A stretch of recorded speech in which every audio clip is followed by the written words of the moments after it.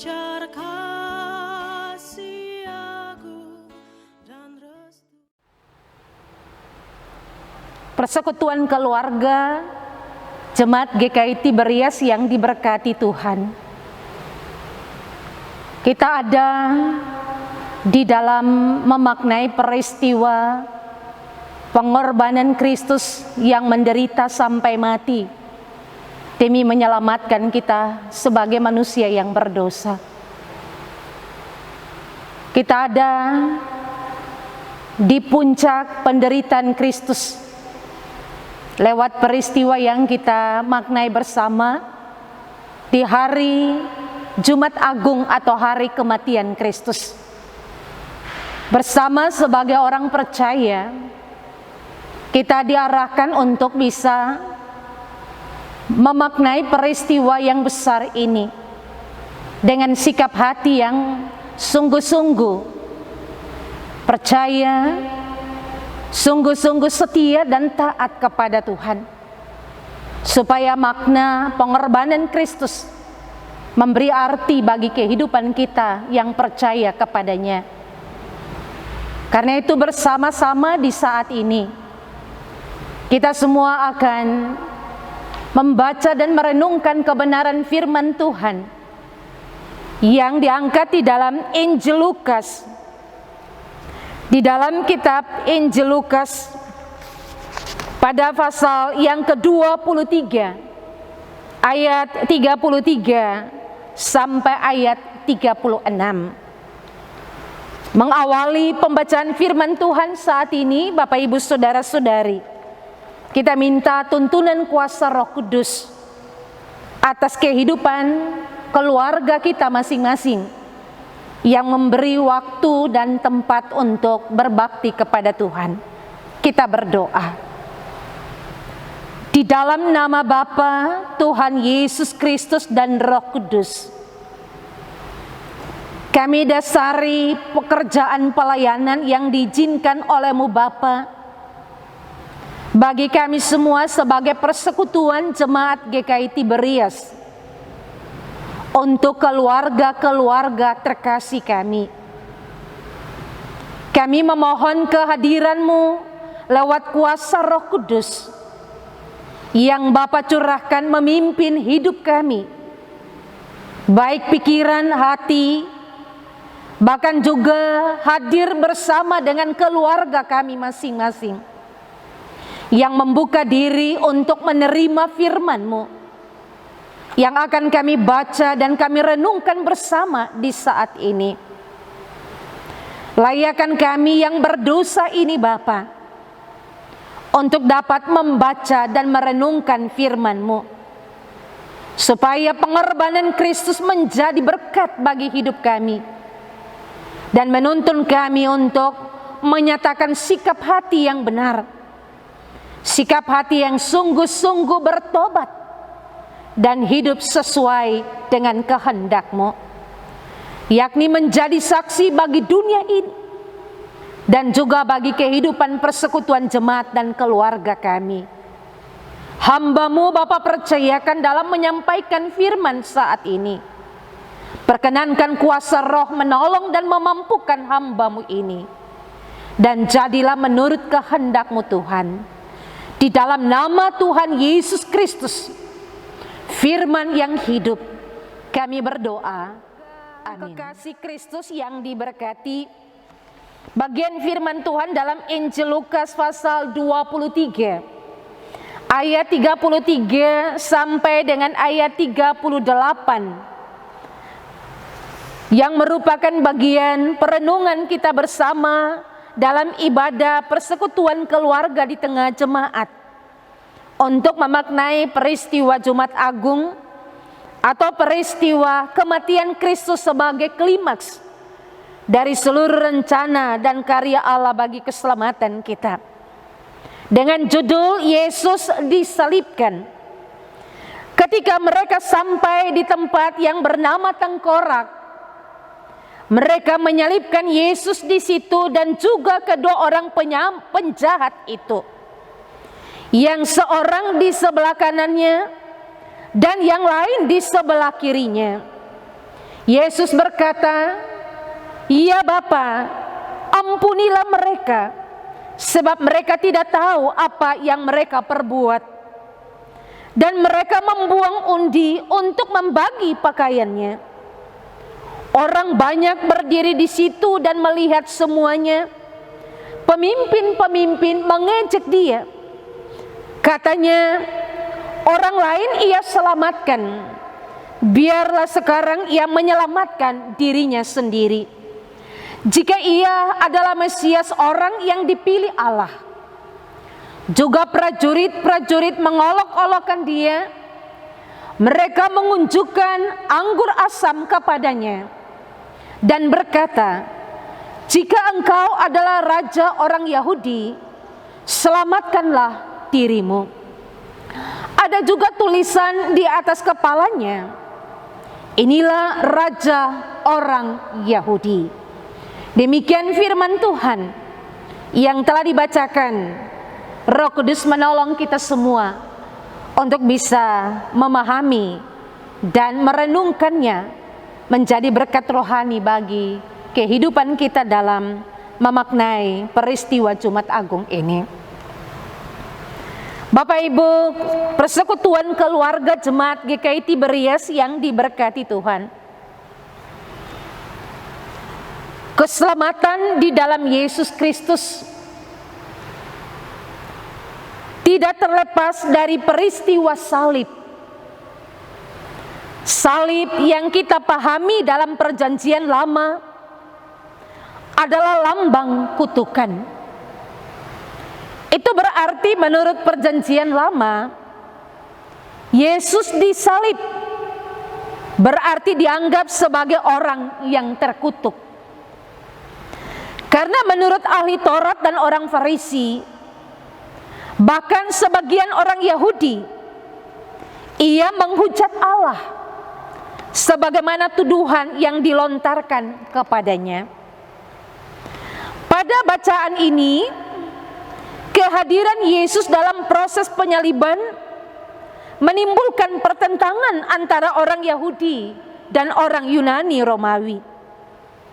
Berhubung peristiwa penyaliban itu pada saat ini berada pada situasi kekuasaan Imperium Romawi, dan Tuhan Yesus dipakai sebagai alat olokan atau sebagai hinaan oleh orang Yunani Romawi untuk menjatuhkan orang Yahudi. Hal ini terlihat jelas dari tanda melalui tulisan yang berada di atas kepala Yesus di kayu salib, yang berbunyi Indri, yang adalah kependekan dari kalimat dalam bahasa Yunani Iesos Nazareos Rex Iodaios, yang artinya Yesus orang Nazaret, raja orang Yahudi, yang kemudian diterjemahkan oleh Lembaga Alkitab Indonesia menjadi inilah raja orang Yahudi. Persekutuan keluarga Jemaat GKI Tiberias yang diberkati Tuhan, kata-kata tersebut sebenarnya bermakna ejekan yang ditujukan kepada orang Yahudi yang dilakukan oleh orang Romawi. Sebagian orang Yahudi tidak mengakui Yesus sebagai raja karena dianggap tidak sesuai dengan konsep Mesias, raja yang akan datang. Mereka, yakni orang Yahudi, membayangkan bahwa Mesias adalah seorang raja yang kuat, gagah, perkasa, dan tidak loyo, atau lemah, bahkan ia kaya raya, bukan sebagai seorang tukang kayu, dan tinggal di istana, bukan di rumah gubuk. Itulah sebabnya orang Yahudi menolak Tuhan Yesus. Kehadirannya tidak diperhitungkan oleh mereka. Persekutuan keluarga yang diberkati Tuhan, apa artinya ini bagi kita semua? Ini menandakan bahwa kehadiran Yesus pada peristiwa penyalibannya dalam catatan bacaan ini mengetengahkan persoalan karakteristik atau sifat dari orang percaya. Ada karakter orang percaya seperti orang Yahudi yang mengharapkan sesuatu maunya serba instan, seperti super mie, tinggal buka bungkusnya dan siram air, jadilah makanan dan siap untuk disantap. Tetapi tidak pernah bertanya dari mana mie itu ada dan dibuat. Karakter seperti orang Yahudi maunya melihat lahiriah, kemegahan, kekayaan, kebesaran, kewibawaan, ibarat mata yang selalu melihat ke atas dan tinggi-tinggi terus. Lalu akibatnya tersandung dengan hal yang kecil karena tidak pernah melihat ke bawah. Seperti kemiskinan, penderitaan yang dianggap sebagai suatu hukuman dan kutukan. Bahkan ini banyak dipahami oleh penganut teologi sukses. Paham ini sebagai suatu hukuman dan kutukan, di mana memiliki pandangan bahwa kalau pelayan dalam arti pendeta atau gembala dianggap sebagai panglima, disiapkan semua, sementara orang miskin dianggap tidak punya iman, dikutuk Tuhan. Makanya kelompok yang memiliki paham ini tidak pernah melayani orang di kolong jembatan atau di tempat-tempat kumuh dan miskin. Harus di gereja besar, hotel yang mewah, restoran. Begitu juga kalau hamba Tuhan itu miskin dan menderita, maka dianggap ia kurang berdoa, kurang sungguh-sungguh melayani. Padahal memang kondisi jemaatnya di kampung-kampung yang terpencil. Bahkan sebaliknya, hamba Tuhan harus kaya karena ia panglima Allah di dunia. Begitu menurut mereka. Tahukah saudara, dengan begitu sikap dan karakter kita semakin menutup diri, apatis dengan hamba Tuhan yang lain. Maka jadilah hamba yang memikirkan diri sendiri, terjerumus ke dalam hamba uang dan materi semata. Akibatnya motivasi melayani dibungkus dengan kesungguhan yang ujung-ujungnya hanya mengejar materi belaka. Persekutuan keluarga yang diberkati Tuhan. Ada pula karakter orang Yunani yang berupaya mencari keuntungan di tengah penderitaan orang lain. Sebagaimana kesaksian Alkitab, mereka membuang undi untuk jubah Yesus. Bukankah demikian sebagian karakter orang percaya? Di tengah suasana menderita karena tekanan atau bencana alam, toh masih ada orang yang dapat mencuri, memanfaatkan kesempatan untuk menguras bahkan menipu. Namun saudara-saudara, di tengah dua karakter itu, Tuhan Yesus mengatakan perkataannya yang pertama. Di atas kayu salib kita dapat simak dan kita bisa maknai apa yang Yesus katakan. Ya Bapa, ampunilah mereka, sebab mereka tidak tahu apa yang mereka perbuat. Dengan kata lain, Yesus meyakini bahwa baik karakter orang Yahudi maupun Yunani tidak mengerti apa yang selama ini mereka baca dari firman. Mereka hanya memikirkan kebesaran dan kemewahan. Begitu orang Yahudi, dan mereka hanya mementingkan kekuasaan dan tirani kesewenang-wenangan. Begitu orang Yunani, Romawi. Dan kalau Yesus berkata demikian, itu tandanya merupakan suatu sikap kerendahan hati yang dipakai sebagai senjata untuk merespon perbuatan dari kedua karakter tadi, supaya di tengah penderitaannya ada kemuliaan yang terjadi. Persekutuan keluarga Jemaat GKI Tiberias yang diberkati, mari kita melihat keadaan sekitar kita sekarang. Wabah virus corona yang sementara melanda dunia, Indonesia, tanah Papua, Papua Barat, bahkan khususnya kota Sorong, yang di dalamnya jemaat kita ada. Kita sebagai keluarga Kristen ada. Bagaimana kita memandang masalah ini dari sisi karakter dan pikiran Tuhan Yesus? Belajar dari firman Tuhan ini, barulah kita mengenal bahwa virus corona adalah bencana kemanusiaan yang menimpa kita. Kalau kita menggunakan pikiran orang Yahudi, mungkin saja kita akan jatuh dalam kemegahan diri dengan berkata, tidak usah takut, Allah ada di pihak kita. Tuhan tidak mungkin membinasakan kita dengan virus corona ini. Itu ada benarnya, tetapi tidak logis. Karena ketakutan, kekhawatiran adalah perkara manusia yang tidak boleh disejajarkan dengan perkara Allah.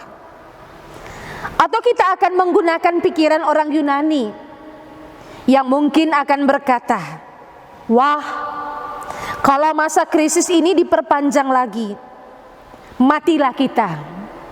Mau makan apa?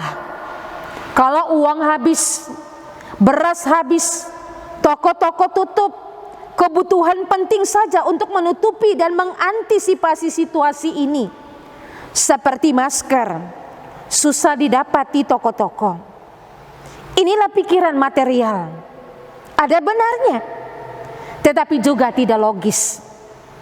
Karena berkat itu harus kita semua sadari adalah pemberian Tuhan, bukan milik kita. Persekutuan keluarga yang diberkati Tuhan. Kalau demikian, apa yang harus kita lakukan? Sesungguhnya yang kita lakukan sekarang adalah ekspresi dari kita tidak tahu apa yang kita perbuat. Maksudnya adalah, siapa yang tahu virus corona itu ada di diri kita sekarang? Lalu di tengah ketidaktahuan dan ketidakrasaan itu, kita mengambil tindakan. Pemerintah mengambil tindakan pembatasan sosial karena hasil penelitian. Orang percaya mengambil sikap dengan mengikuti imbauan baik pemerintah maupun pemimpin gereja. Tetapi di pihak lain, ada banyak juga orang yang acuh tak acuh dengan situasi yang ada. Yang dibutuhkan oleh Tuhan Yesus sekarang adalah Bapak Ibu saudara-saudari dan saya. Mari ikutlah Yesus, ikutlah Dia. Rendahkanlah hatimu, rendahkanlah dirimu, dan berhentilah berpikir seperti orang Yahudi maupun orang Yunani. Yang harus kita pikirkan adalah berdiam diri sejenak. Renungkanlah bahwa perkara virus corona yang terjadi sekarang membutuhkan penyerahan diri kita, keluarga kita, jemaat kita, kerja kita, kesibukan kita, pergumulan kita kepada Tuhan. Karena yang kita hadapi saat ini adalah bencana kemanusiaan. Karena itu Bapak Ibu saudara-saudari, persekutuan keluarga yang diberkati Tuhan, mari biarlah kita mengarahkan pikiran, hati dan hidup kita untuk Tuhan, supaya Tuhan membantu kita melalui doa dan ibadah kita, supaya kita diluputkan dari malapetaka ini. Mari kita saling menguatkan dan peduli satu sama lain bergerak bersama untuk terjadinya pemulihan dan damai sejahtera yang hanya datang dari Tuhan Yesus. Ingat Bapak Ibu Saudara-saudari, Yesus telah memberikan hidup ini bagi kita karena kasih yang sungguh mulia. Karena itu kita percaya, jika Yesus sedemikian mengasihi kita, biarlah kita juga dapat mewujudkan itu untuk saling mengasihi dalam sikap menguatkan dan menopang di dalam doa satu dengan yang lain. Tuhan yang adalah penyelamat kita, yang akan menolong dan memampukan kita menjalani hari-hari hidup kita ke depan dalam menyikapi wabah virus corona ini. Yakin tidak ada yang mustahil bagi Tuhan. Orang yang percaya akan sungguh-sungguh beriman bahwa Kristus adalah penolong dan penyelamat. Amin. Demikian firman Tuhan. Roh Kudus memampukan kita semua untuk bisa mengerti dan memahami apa yang telah dinyatakan bagi kita semua sebagai keluarga Kristen. Mari Bapak Ibu persekutuan keluarga kita berdoa. Terpujilah Tuhan Yesus Kristus, Sang Penyelamat kami, yang telah berkarya dengan sempurna melalui pengorbanan yang agung, rela menderita sampai mati di kayu salib demi keselamatan kami manusia. Inilah bukti kasih yang sungguh mulia yang kami sikapi dalam hari-hari hidup ini sebagai orang percaya. Kami bersyukur bahwa perlindungan-Mu dan penjagaan-Mu tidak akan pernah berhenti untuk hidup kami. Kami bersyukur bahwa kami telah melewati minggu-minggu sengsara Tuhan Yesus sampai pada puncak dari seluruh penderitaan Kristus yang rela mati bagi hidup kami manusia. Di hari Jumat Agung ini, kami berhimpun bersama di tengah pergumulan kehidupan keluarga kami dalam lingkungan Jemaat GKI Tiberias Malano, dari sektor Petra, Kana, Nazaret, Sion, Galilea, dan Bethlehem. Tuhan mengenal kami sebagai kepala-kepala keluarga, dan Tuhan memberkati kami dengan tugas mulia kami untuk memimpin kehidupan keluarga kekasih kami yang adalah jemaat Tuhan yang kecil. Memampukan kami sebagai pemimpin atau kepala-kepala keluarga bertanggung jawab di dalam takut akan Tuhan untuk pekerjaan pelayanan yang mulia ini. Tuhan memberi kami kuat sehat dan lindungi kami sebagai kepala-kepala keluarga, sebagai suami, sebagai bapa, dan juga sebagai pemimpin dan pelayan bagi keluarga kami. Tuhan memberkati kami sebagai ibu-ibu rumah tangga yang dilayakan untuk berperan dengan baik dan benar di tengah kehidupan keluarga kecil kami, untuk dapat menata pelayanan bersama suami terkasih. Mampukan kami menjadi istri yang bijak untuk juga dapat berperan seturut kehendak Tuhan. Berkati kami sebagai papa dan mama, sebagai orang tua, dengan semua tugas dan panggilan kami, menjadi panutan bagi keluarga kami dalam menyikapi minggu-minggu sengsara sampai pada peristiwa kematian Kristus.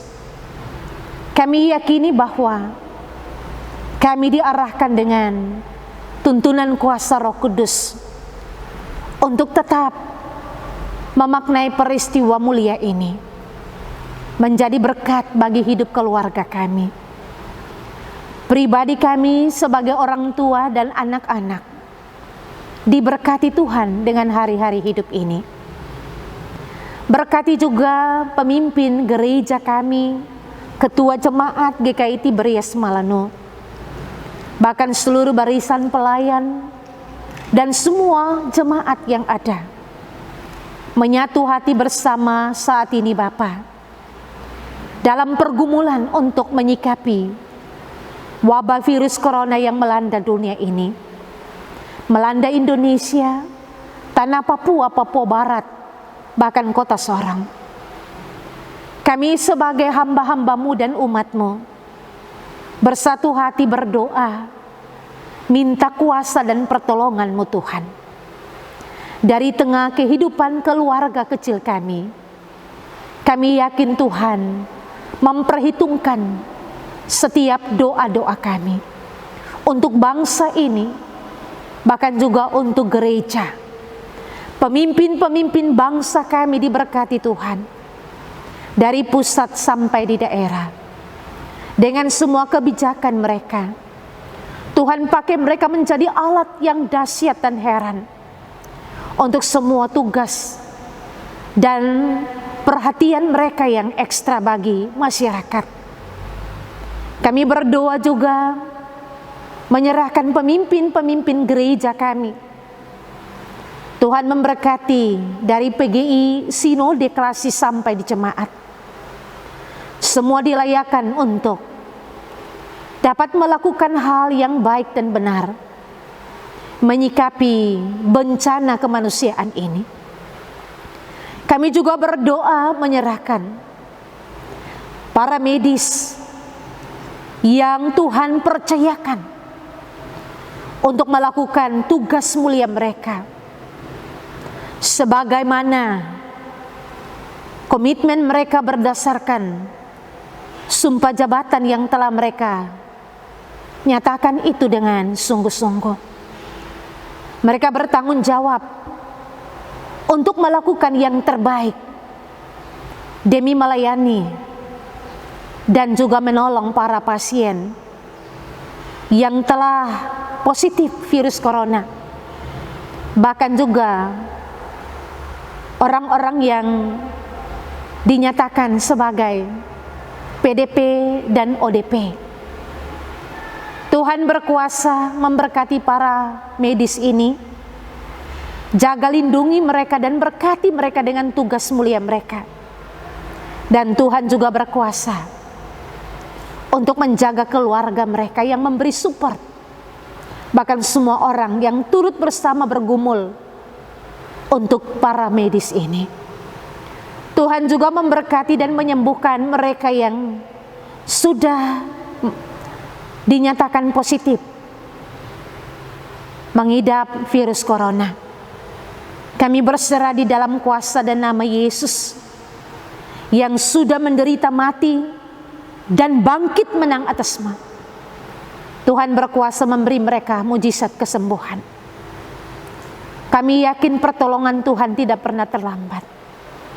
Ketika semua kami, bangsa dan negara ini, bahkan gereja bersatu di dalam mengandalkan otoritas Tuhan, kami tidak meragukan pertolongan Tuhan yang ajaib dan heran itu.